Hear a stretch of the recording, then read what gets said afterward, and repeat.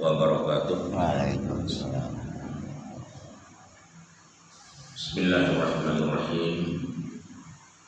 Alhamdulillahirabbil alamin. Wassalatu wassalamu ala asyrafil anbiya'i wal mursalin nabiyina Muhammad bin Abdillah wa ala alihi wa ashabihi wa mawalah. Qala Allah Ta'ala fi kitabihil karim wa billahi minasyaitonir rajim. Wa man ahsanu qawlan mimman da'a ila Allah wa 'amila shalihan wa qala innani minal muslimin. Bapak Ibu jamaah salat subuh Masjid Al-Islam rahimahullah. Alhamdulillah, senantiasa kita bersyukur kehadirat Allah bahwa pada pagi hari ini kita dapat hadir kembali mengikuti sholat subuh berjamaah, dan insyaallah kita juga bersama pengkajian dalam setiap subuh yang kalau tidak berhalangan. Saya juga kita pada malam Jumat dan subuh Jumat, kemudian pada subuh Senin, ya, dan bisa juga subuh-subuh yang lain. Bapak-bapak, ibu-ibu yang perlu kita pahami baik-baik, sekali lagi bahwa inti dari makhluk Allah yang terbaik itu adalah manusia. Allah membandingkan dengan makhluk-makhluk yang kuat. Bahkan Allah membandingkan, andaikan perumpamaan-perumpamaan, ya, gunung, laut diilhami oleh Allah dengan takut, dengan khauf, maka kamu akan menyaksikan batu-batu, gunung-gunung, air akan hancur, ya, betapa mereka takut kepada Allah Subhanahu wa Ta'ala. Kemudian kita sudah berbicara juga tentang surat Al-Hujurat ayat 13, ya ayyuhan nas inna khalaqnakum min dzakarin aw untha wa ja'alnakum syu'uban wa qabaila lita'arafu inna akramakum indallahi atqakum innallaha alimun khabir. Wahai manusia, sesungguhnya kami telah menciptakan manusia, kamu semua, dari jenis laki-laki dan perempuan. Ya, kemudian dari laki dan perempuan Allah katakan syu'uba wa qabaila. Dari itulah kami menciptakan bangsa dan suku-suku. Itulah sebab Quran menganggap bahwa kehidupan dunia ini itu berasal dari individu-individu manusia. Rumah tangga juga dari individu, dari orang perorangan, laki dan perempuan. Lalu beranak pinak, kemudian berkampung, berdesa, bernegara. Semua berasal dari individu-individu. Nah, individu ini diciptakan oleh Allah Subhanahu wa Ta'ala min dzakarin, zakar dan unta, laki dan perempuan. Kita ingatkan lagi, tidak ada setengah laki dan setengah perempuan, ya, atau sebaliknya. Itulah rahmatnya Allah, itulah karunia-Nya Allah. Karena sejatinya Allah menciptakan manusia itu di dalam surat An-Nisa ayat pertama adalah untuk mengembangbiakkan keturunan manusia, agar keturunan manusia ini banyak di muka bumi, maka diperintahkanlah mereka bernikah laki dan perempuan. Dan kemudian pada saat kamu bersuku dan berbangsa, tujuannya juga ada, bukan sekedar lita'arafu, agar kamu saling mengenal, saling memahami, saling mengetahui, dapat kamu bangun kerjasama, ta'awun, tolong menolong, Dalam apa? Dalam mencapai kemuliaan. Kemuliaannya itu apa? Inna akramakumnya itu. Ya, kemuliaan-kemuliaan. Nah, maka kamu dapat mengenal manusia, kalau katanya orang sekarang, secara antropologis, biologis, dan antropologis. Nah, kita bisa mengenal manusia dari sejarah peninggalannya, ya, kemudian dari sejarahnya, kemudian dari bentuknya. Semua itu digambarkan oleh Allah, tujuannya lita'arafu, agar kamu saling mengenal. Nah, dari jenis-jenis itulah lahir berbagai macam ilmu pengetahuan tentang suku, ya, tentang budaya, tentang bahasa, tentang prasambasi, adat istiadat, dan lain-lain semuanya dipelajari oleh manusia. Agar apa? Yang tujuannya tidak lain, lita'arafu tadi itu, tetap saling kenal mengenal, saling memahami, saling mengetahui bagaimana latar belakang kehidupannya, latar belakang ekonominya, latar belakang pendidikannya, ya, dan budaya-budayanya. Semua itu adalah untuk apa? Untuk melahirkan kemaslahatan. Kemaslahatan yang utama umat manusia adalah takwa kepada Allah Subhanahu wa taala. Makanya inna akramakum indallahi atqakum. Sungguhnya yang paling mulia di antara kamu adalah paling bertakwa, bukan karena bangsanya, bukan karena sukunya, bukan karena kulitnya, bukan karena bahasanya, bukan karena adat istiadatnya. Ini yang harus dipahami dulu oleh kita. Nah, kemudian sesungguhnya Allah Maha mengetahui lagi Maha teliti. Ya, tujuan-tujuan diciptakan manusia berbeda-beda. Nah, dari sinilah lahir pernyataan Allah kembali, kanan nasu ummatan wahidatan. Kamu manusia adalah dari asal yang satu. Apa asal yang satu?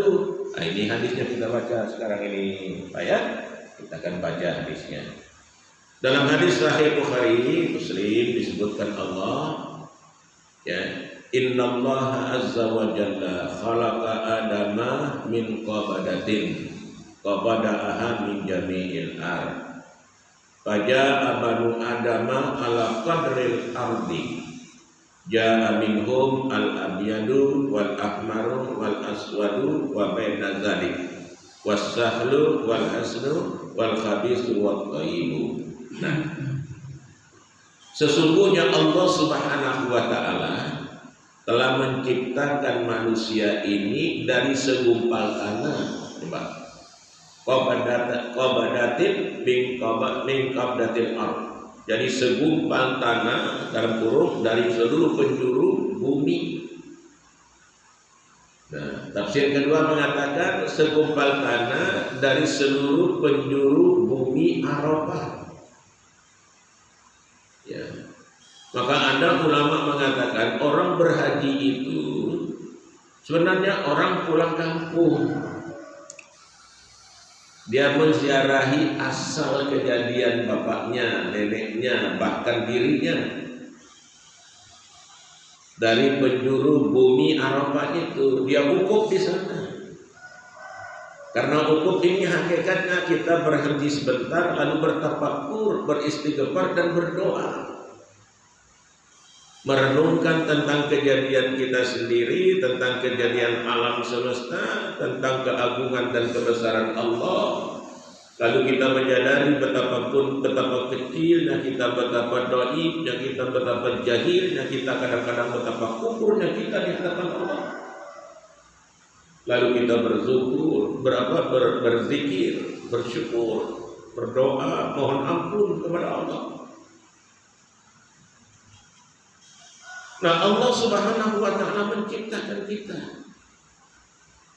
Menciptakan Adam itu dari seluruh penjuru bumi, dari seluruh penjuru Arafah.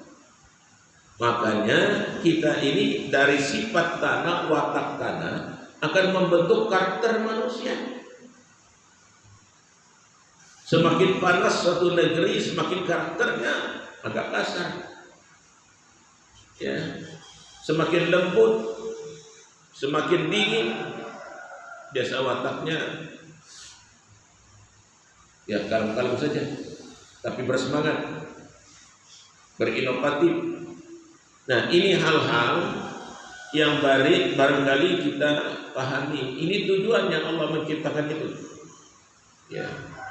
Kemudian kita lanjutkan. Ja'a banu Adam ala qadril ard. Subhanallah lagi. Kemudian maka Allah menciptakan anak keturunan Adam ini, kita-kita ini, sesuai dengan warna dan karakter tanah. Makanya kita menemukan karakter tanah. Karena tanah ini kurang lebih di muka bumi ini karakternya 3 tanah ini. Ada tanah subur, ya, ada tanah keras, ada tanah berpasir. Tanah subur itu tanah yang bisa menyimpan air hujan, bisa dikelola, bisa menumbuhkan tumbuh-tumbuhan yang bagus, yang sehat, ya, yang bisa menghasilkan sesuatu yang berguna, bermanfaat untuk manusia. Ada tanah yang keras. Tanah yang keras ini hanya sifatnya bisa menahan bisa menahan air, tapi dia tidak bisa menumbuhkan sesuatu. Dia hanya bisa mengalirkan air, tapi dia tidak bisa menumbuhkan sesuatu. Ada tanah yang berpasir, semakin disiram semakin tidak kelihatan. Ini digambarkan kepada hati manusia. Ada hati manusia ketika diberitakan kebaikan dan kebenaran dari Allah, maka segera dia mengambil, segera dia pungut, lalu diamalkan, dia perbaiki dirinya. Ini tanah yang gembur, ini hati yang subur dengan keimanan. Alladzina yastami'una al-qawla fayattabi'una ahsanahu ulaika alladzi hadahumullah ulaika humul albab. Nah itu. Nah, kemudian ada tanah yang yang keras. Tanah itu keras, hanya bisa menyimpan air, ya, karena bisa menyimpan air, tapi dia sendiri tidak bisa menumbuhkan sesuatu. Ya, dia bisa dekat dengan para nabi, bisa dia dekat dengan para ulama, tapi dia tak mendapat hidayah. Karena apa? Karena hatinya tidak tunduk. Ya, hatinya keras, hatinya membatu. Ya. Kalau bahasa Quran ini fi qulubihim marad. Di dalam hatinya ada penyakit keras hatinya. Dan tunduk dan takluk. Nah, yang lebih parah lagi adalah semakin disiram semakin hilang. Ya. Sawa'un bisawain. Ya. Makanya Quran mengatakan innal ladzina kafaru sawa'un 'alaihim a'anzartahum am lam tunzirhum la yu'minun. Sama saja bagi orang kafir, apakah kamu memberi nasihat atau tidak memberi nasihat, tidak beriman dia, tidak percaya dia. Itu tanah yang pasir disiram makin tidak ada. Nah, kita kembali ke hadis tadi, bahwa Allah Subhanahu wa taala berasulnya Nabi Muhammad diterangkan. Apa yang diterangkan itu? Faja'a banu Adama ala qadril ard. Maka Allah menciptakan anak keturunan Adam itu sesuai dengan kadar dan karakteristik tanah. Ya. Ja'a minhum al-abyadu wal ahmaru. Dari sifat dan karakteristik tanah tadi itulah anak cucu Adam itu ada yang abyadu, ada yang kulitnya putih, ada yang kulitnya kemerah-merahan. Aswadu, ada yang hitam. Wa baina zalik, ada yang campuran semua itu. Ya. Wasahlu wal haznu, ada yang lemah lembut, ada yang kasar. Al khabithu wat thayyibu, ada yang jelek dan ada yang baik. Semuanya adalah sesuai dengan kodrat karakteristik. Maka menurut Islam, menghina orang karena bentuk rupanya, menghina orang karena warna kulitnya, rambutnya, suku, ras dan bangsanya, sepanjang tuntunan Al-Quran dilarang kita. Karena ketika kita menghina orang sama dengan kita menghina penciptanya. Karena warna kulit, suku, ras dan keturunan bukanlah sesuatu yang kita minta. Ya, yang boleh kita cela itu ketika mereka melakukan pengkhianatan, sifat-sifat dusta, omong kosong, ya, sifat-sifat mafsadat yang bisa merusak, menghancur. Ini yang dicela, ini yang dilarang. Karena Allah tidak menciptakan manusia untuk merusak. Allah menciptakan manusia untuk memperbaiki dunia ini. Oleh karena itu, Bapak, Ibu-ibu, dari hadis ini semakin sadar dan kita pahami betapa penciptaan kita manusia ini dalam proses yang begitu panjang, begitu lama, ya, dalam proses begitu berisiko. Ya, maka kita memelihara kehidupan ini dengan sebaik-baiknya. Ya, hidup ini adalah amanah, hidup adalah tuntunan dari Allah. Ya, dalam karakter yang berbagai macam variasi diciptakan Allah, maka kita punya tugas 3 diembankan oleh Allah. Semuanya, apakah mereka berkulit hitam, putih, sawo matang, ya, kemudian bule atau apa macam-macam warnanya, tujuan diciptakan Allah itu 3. Ini yang wajib kita pelihara. Yang pertama, tujuan kita diciptakan Allah sebagai abid, sebagai hamba Allah yang baik, hamba Allah yang taat, hamba Allah yang patuh. Dia memahami hakikat dan tujuan diciptakan oleh Allah Subhanahu wa taala, dan dia akan kembali kepada Allah. Oleh karena itulah Allah menurunkan agama, menurunkan nabi, menurunkan rasul, mendatangkan sahabat-sahabat nabi. Ketika sahabat-sahabat nabi sudah tidak ada, Allah meninggalkan ulama. Al-ulama warasatul anbiya. Ulama adalah pewaris-pewaris nabi, tempat umat bertanya, tempat umat berlindung, tempat umat meminta fatwa kepada mereka. Maka ulama itu adalah waris nabi. Maka para ulama itu adalah mengemban misi kenabian dan kerasulan. Itu salah satu, ya, penyebab. Yang kedua, kita diciptakan oleh Allah untuk menjadi pemimpin. Semua kita memimpin diri kita. Makanya hadis Nabi mengatakan, kullukum wa kullukum ra'in wa mas'ulun an ra'iyatih. Semua kamu adalah pemimpin dan semua pemimpin pasti akan diminta tanggung jawab tentang kepemimpinannya. Tidak ada yang luput. Al-imamu ra'in wa mas'ulun an ra'iyatih. Imam ini pemimpin dan imam akan diminta pertanggungjawabnya oleh Allah tentang pimpinannya. Nah, dan seterusnya. Semuanya. Seorang laki-laki pemimpin, seorang perempuan pemimpin di dalam rumah tangga suaminya. Dan semua kamu pemimpin dan semua kamu akan diminta tanggung jawab tentang kepemimpinannya. Ya. Oleh karena itu, manusia sebagai hamba Allah, maka kedua manusia sebagai khalifah atau pemimpin. Manusia wajib memimpin dirinya. Yang pertama, dia pimpin dirinya menjadi manusia yang taat, manusia yang beriman, menjadi manusia lurus, menjauhkan sifat khianat, menjauhkan sifat dusta, menjauhkan sifat-sifat zalim, berbohong, munafik. Itu sifat pemimpin, wajib dijauhkan. Karena kita akan memimpin diri kita dan semua kita akan bertanggung jawab di hadapan Allah. Yang ketiga, tugas kita diciptakan Allah untuk memakmurkan bumi ini. Bumi ini harus makmur karena kita, bukan menghancurkan, bukan merusak. Itulah sebab Al-Quran menyebutkan, walaqad katabna fiz zabur min ba'di dzikri annal arda yarisuha ibadiyas shalihin.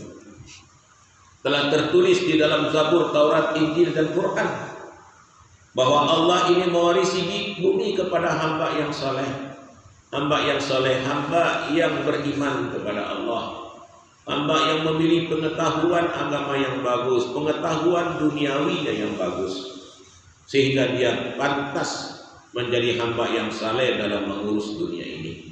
Ini tugas yang tidak boleh dilupakan, yaitu tugas kehambaan, tugas kehalifaan atau kepemimpinan dirinya, dan tugas untuk memakmurkan bumi. Dan insya Allah yang tiga ini akan kita kupas pada pertemuan yang akan datang.